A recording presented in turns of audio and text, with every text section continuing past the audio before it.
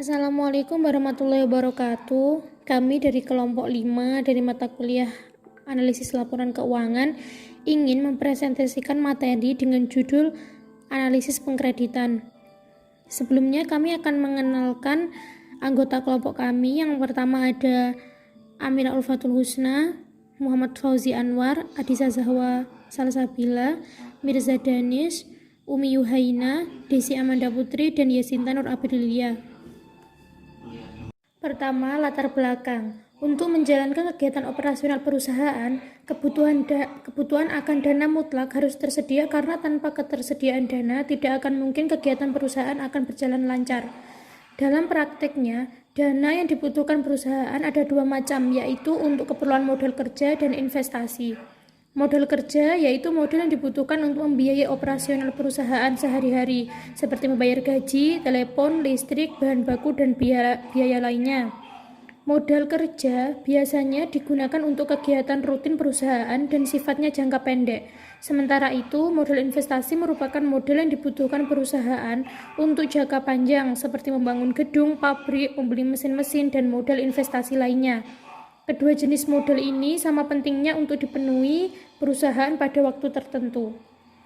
Dana yang harus dipenuhi oleh perusahaan, baik digunakan untuk modal kerja maupun investasi, dapat diperoleh dari berbagai sumber. Misalnya dari pemilik usaha itu sendiri atau dari modal pinjaman. Pemilih jenis sumber modal yang diinginkan harus mempertimbangkan berbagai faktor. Pertimbangan untuk memperoleh modal bagi perusahaan, di antaranya yang pertama ada beban biaya atau bunga yang harus ditanggung, 2 persyaratan memperoleh modal tersebut, 3 jumlah dana yang dibutuhkan, 4 jangka waktu dana yang dibutuhkan, 5 jaminan yang diberikan, dan yang terakhir pertimbangan lainnya. Secara umum, kedua jenis sumber modal di atas memiliki kelebihan dan kekurangan masing-masing. Baik pemilik perusahaan terkadang pemenuhan dana memiliki kendala yang cukup besar, terutama untuk jumlah yang relatif besar dan segera harus dipenuhi dalam waktu yang singkat. Untuk hal-hal tertentu, pemenuhan dana dari pemilik tidak menjadi masalah, misalnya dalam jumlah yang tidak terlalu besar dan memiliki waktu yang relatif lama. Apabila kebutuhan dana besar, sementara dana yang dibutuhkan tidak tersedia, jalan keluar untuk pemenuhan dana tersebut adalah melalui dana pinjaman atau modal asing dari lembaga keuangan seperti bank. Pemenuhan dana melalui pinjaman relatif lebih mudah dan cepat dibandingkan dari modal sendiri. Selama memenuhi persyaratan yang dipersyaratkan oleh bank, hanya saja yang perlu diperhitungkan adalah bahwa pinjaman dana dari pihak perbankan memiliki ongkos atau biaya yang ditanggung, yaitu beban bunga. Sebesar beban bunga ini tergantung dari perusahaan yang membiayai, jangka waktu pinjaman, jaminan, dan faktor lainnya. Dalam menyalurkan dananya, pihak perbankan atau disebut kreditor memiliki syarat tertentu yang harus dipenuhi, yakni jenis kredit yang dibutuhkan, jumlah yang diinginkan, jangka waktu pinjaman, cara pengembalian, jaminan yang dimiliki, laporan keuangan dalam beberapa periode, kelayakan usaha, dan persyaratan lainnya. Setiap pengajuan kredit yang disetujui akan dinilai melalui semua persyaratan di atas. Bagi bank, hal ini penting agar dana yang dikucurkan tidak mengalami kerugian atau macet. Di lain sisi, bank juga tidak ingin pinjaman diberikan justru menjadi beban bagi perusahaan yang pada akhirnya dapat mengancam kelangsungan hidup perusahaan itu tersendiri. Oleh karena itu, sebelum pinjaman atau kredit dikucurkan, bank lebih dulu menganalisis kelayakan usaha yang salah satunya adalah dengan menganalisis laporan keuangan perusahaan untuk beberapa periode tertentu. Hasil analisis ini akan dijadikan pedoman disetujui atau tidaknya perusahaan tersebut untuk dibiayai, serta besar pinjaman yang akan diberikan akan persyaratan lainnya. Penyajian laporan keuangan merupakan hal yang mutlak diperlukan bagi bank untuk menilai kelayakan kredit yang akan dibiayai. Dalam hal ini, perusahaan harus benar-benar menyusun laporan keuangan yang mencerminkan kelayakan usaha yang akan dibiayai. Laporan keuangan yang harus disediakan adalah neraca dan laporan laba rugi untuk beberapa periode yang lalu. Laporan yang diberikan biasanya minimal 3 tahun yang lalu sehingga perbankan dapat menilai perkembangan usaha perusahaan tersebut dari beberapa periode. Sama seperti halnya dengan perusahaan keuangan seperti bank. Bagi perusahaan, terutama perusahaan perdagangan, juga memberikan kredit kepada pelanggan.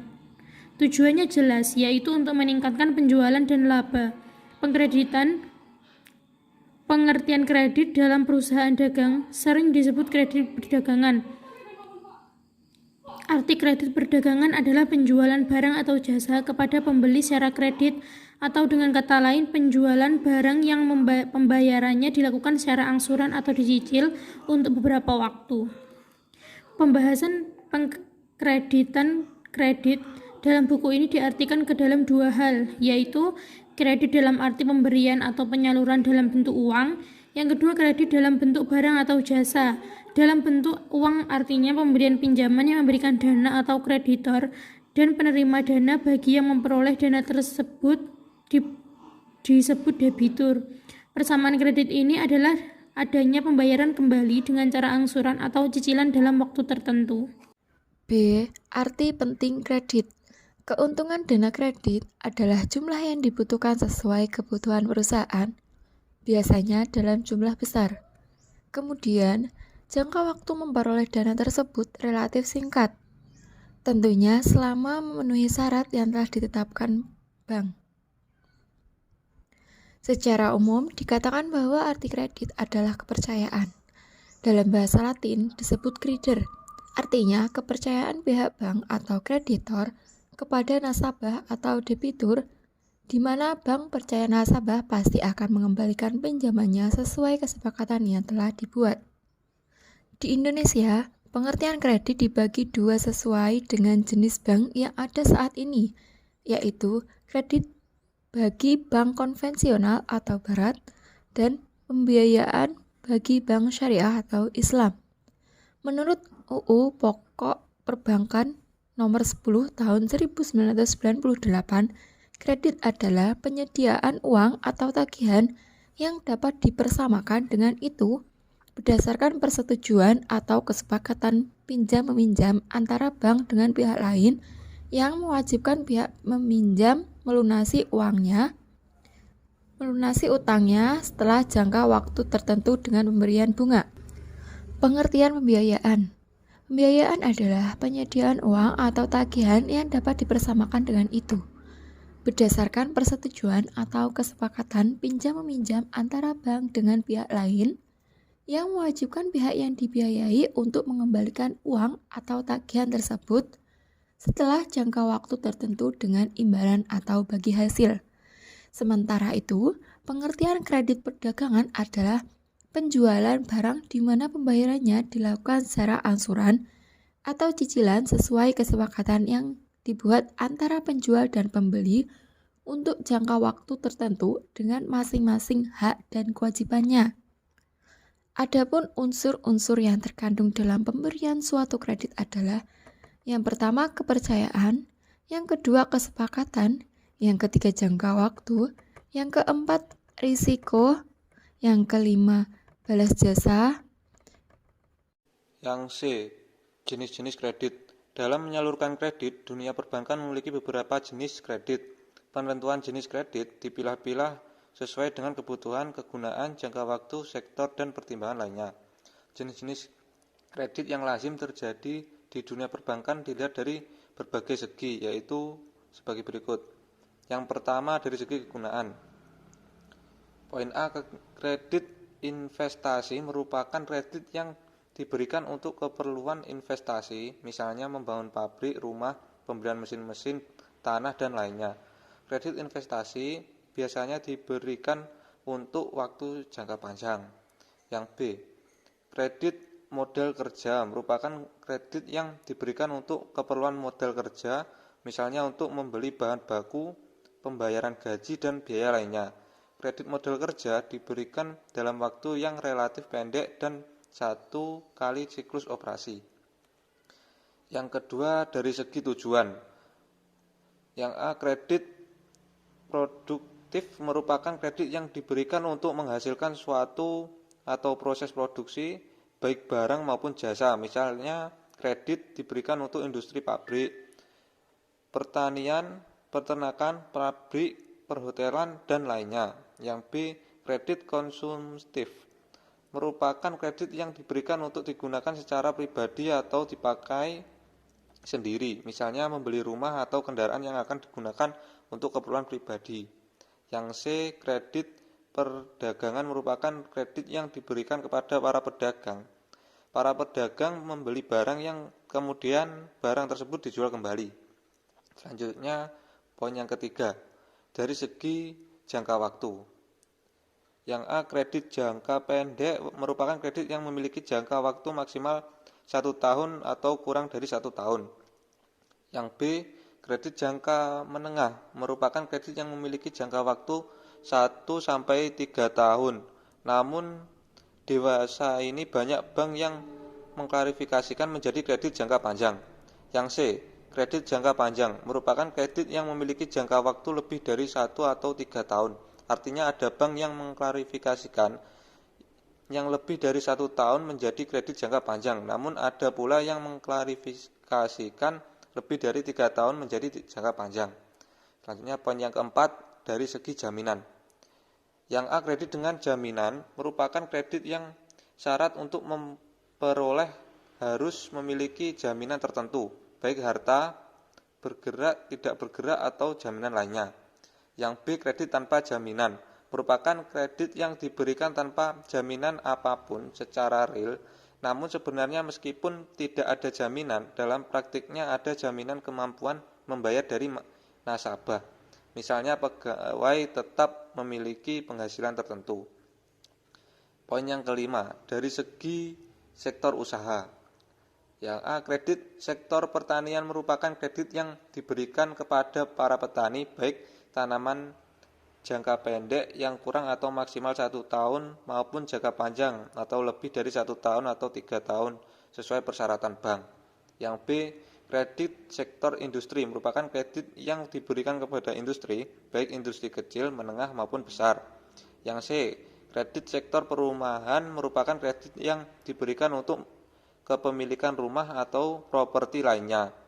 Yang D, kredit sektor profesi merupakan kredit yang diberikan kepada profesional seperti dokter, pengacara, dosen, dan lainnya.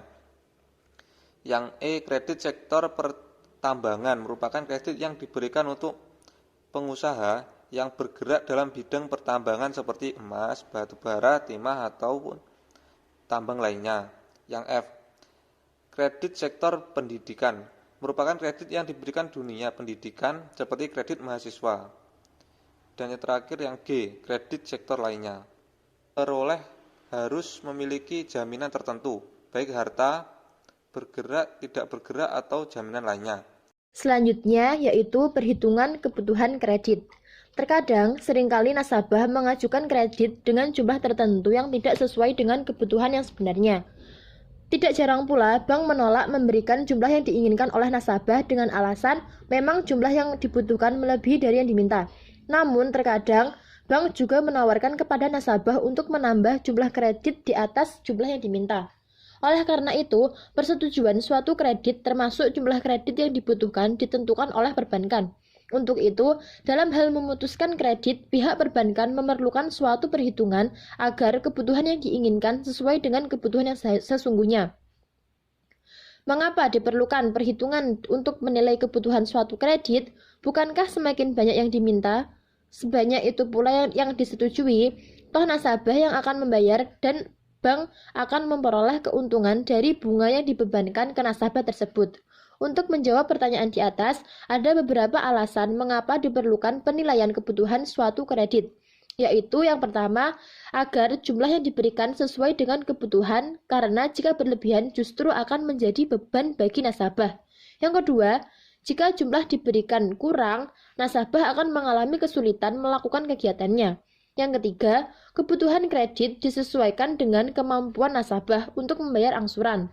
Yang keempat, kebutuhan kredit disesuaikan dengan jumlah nilai jaminan yang diberikan. Yang kelima, sesuai kebijakan bank dan kebijakan pemerintah.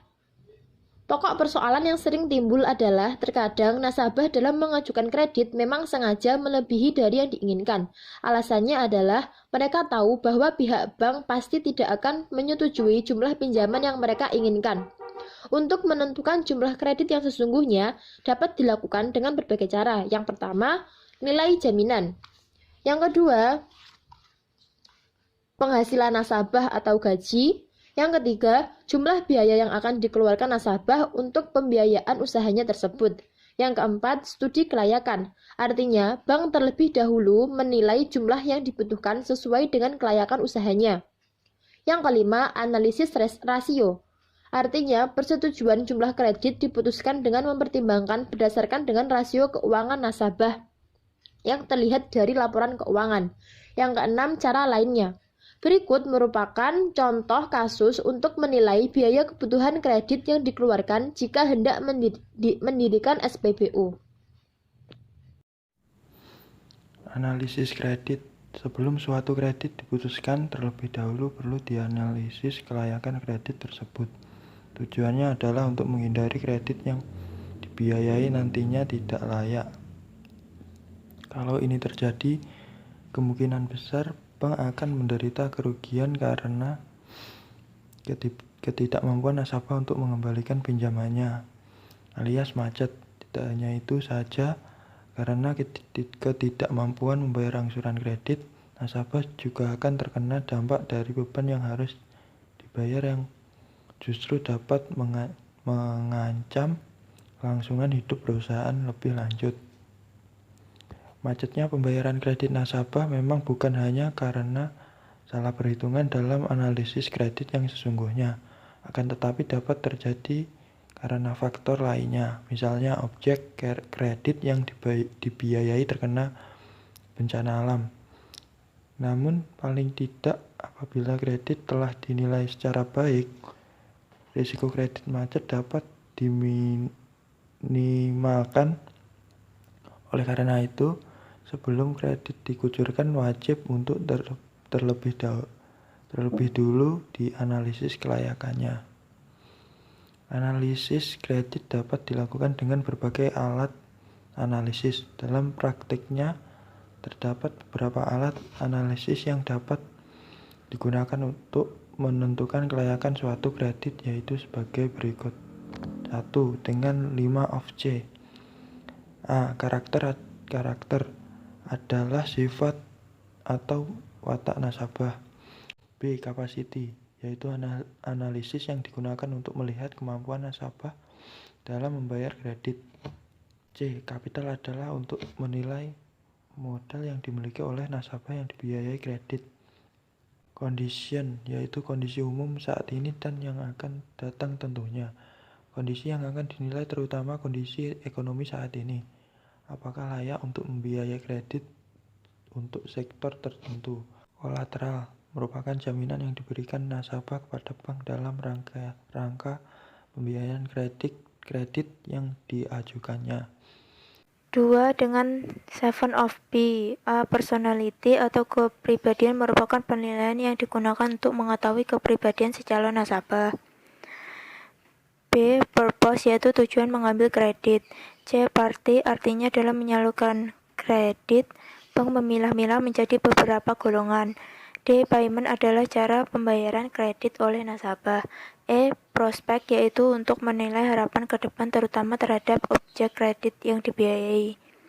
F. Profitability, artinya kredit yang dibiayai oleh bank akan memberikan keuntungan bagi kedua belah pihak, baik bank ataupun nasabah. G. Protection, artinya perlindungan terhadap objek kredit yang dibiayai.